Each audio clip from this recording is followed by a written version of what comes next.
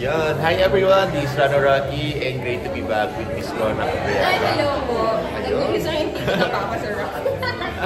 Ayun, Miss Donna, napaka-successful ng mga ng mga project nyo after Chicks Router and Roll, tapos Pure Gold, tapos ano po ang aabangan sa inyo na bago? Ayan, ngayon nag-announce pa lang po kasi na pwede mo i-share Sini Malaya. Directed, will be directed by the Kim Pabenta.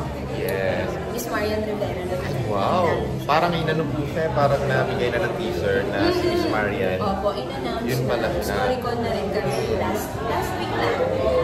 How was it working with Miss Marian? Wala pa. Ay, hindi pa talaga. Hindi pa. As in, mag-shoot pa lang kami nito. So, very excited. Pero yung Storycon and Presscon naman. Nakasama niyo naman siya. Bait naman siya. Miss Marian. Dami ako nagkasabi. Tapos ang sarap niya daw kasama sa set. Daming nagsasabi. May dala pang pagkain. Oo nga daw. Tapos kulog din parang tayo. Excited sa pagkain. Wow. Ano pong role niyo po dun sa movie? Ako po dun si Anita. Yun palang din po pwede mo sabihin kasi yun palang din ang announce. Ayun. Hindi pa ako makapag-disclose ng info. Abangan niyo po. August naman na ang Cinemalaya season niyo. So, mag-shoot na talaga lahat ng mga endings. By August, di ba?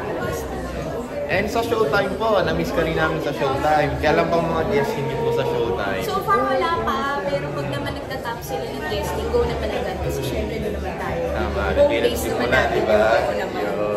Doon po nakilala kayo. Opo, sa Rocky. Yun. So siguro po, invite natin sila sa mga upcoming projects, activities niyo, and saan mapapanood si Miss Ayan. Hi everyone! Ano po, thank you for watching yung vlog sa Sir Rocky. Ako po si Donna Carlata. Napangan niyo lang po ako kasi saan niyo po ako makikita. Oo nga pa. Napin niyo lang po ako sa social media. Makikita niyo naman po ako kaagad. So yun. Hopefully, mapanood niyo na mas marami nitong year na to. Maraming pala i-claim na natin. Yeah. Thank you, Miss Donna. Congratulations po.